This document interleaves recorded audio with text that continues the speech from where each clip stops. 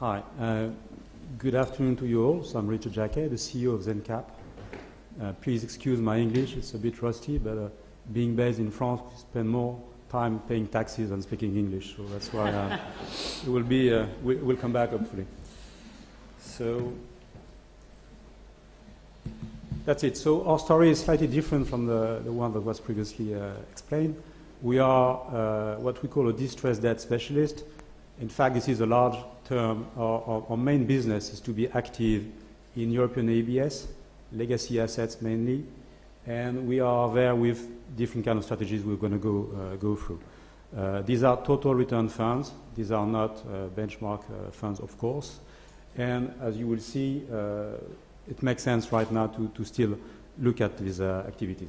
We joined a group that is probably not known in the UK, but it's called OFI. It's a French mid-sized asset manager called OFI again, and which has about 48 billion euros of asset under management. We are going to go through some of the strategies, but again, we joined in July 2009, and we spin off and set up our own company with the same shareholder a year ago. So what is the story behind our company?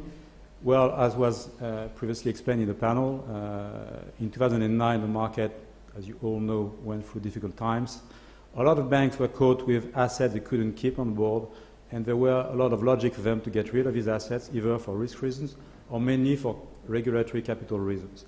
That's why we got involved, to try to get some money and invest in these assets that were sold with good credit quality at very cheap prices. We are basically, if we want to say so, hunting for liquidity premium much more than we are looking for credit risk. In fact, there are a lot of assets that are thought to be credit risky. In fact, there is a big liquidity premium in these assets.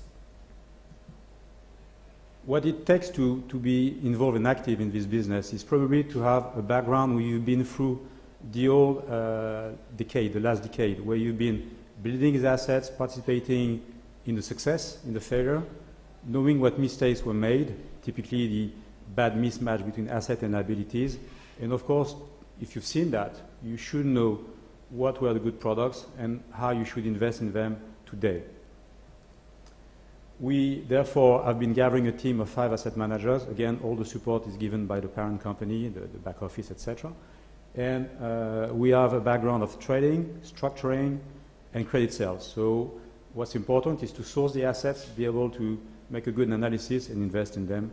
That's what we're trying to achieve. So we have 3 kind of funds, 3 family of funds if you want. The first one is a regulatory capital funds, which were typically the fund that could be launched a year ago or 2 years ago.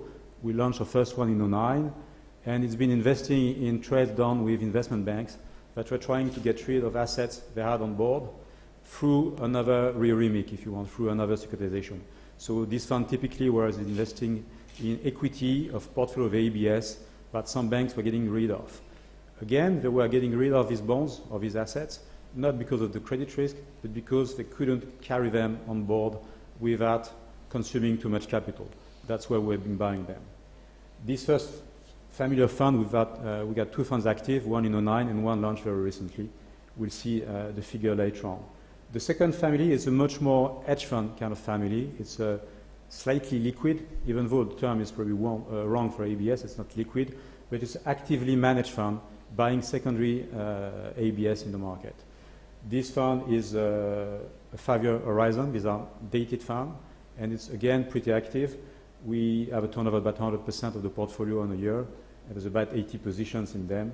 And it's really the easiest way right now to enter the ABS market in Europe. And of course, our business also, and that's because of the past, has got some mandates for some investors that used to have ABS positions, large books, and they want us to manage on a run-off basis their positions. So we're also having a couple of mandates to, one now, there's a second one, to manage their portfolios on their behalf. So we'll just show that slide. This is a very simple example, which I call the triple example. It's just if you look at what's been happening over the last 7 years, basically all AAA assets were trading LIBOR plus 20 until 2008, and then spreads have been skyrocketing. The message from this slide is that some of the assets have been recovering, converging to par again. A lot of them are not there.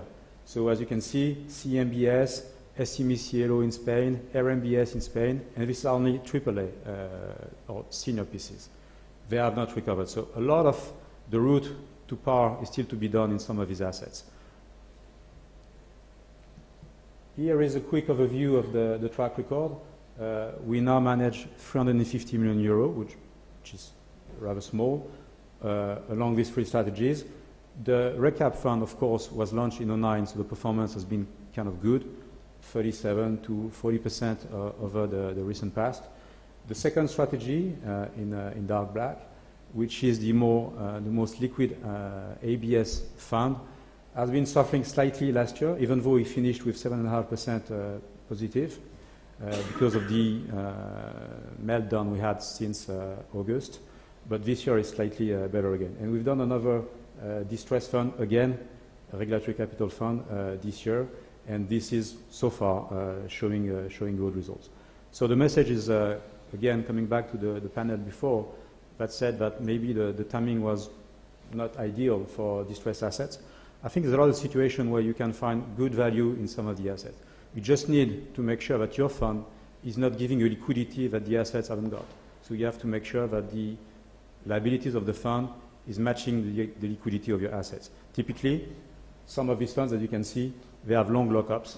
They have at least 5-year lockups for the first one and 1-year lockup for the second one. This is the only way to capture this liquidity, is that you don't need to get out before the maturity. You buy at 70, you hope to be paid back at par within 2 to 3 years. That is probably going to be the case. What you don't know is the way that it will be following until then. So if you need to exit before, you might take a loss. If you can stick with your position, you'll be paid back at par. Of course, in the ABS spectrum, there's about 2,000, 5,000 securities to look at. So you need to have the good systems, the good tool, the staff to be able to analyze all these assets and pick up the one you want.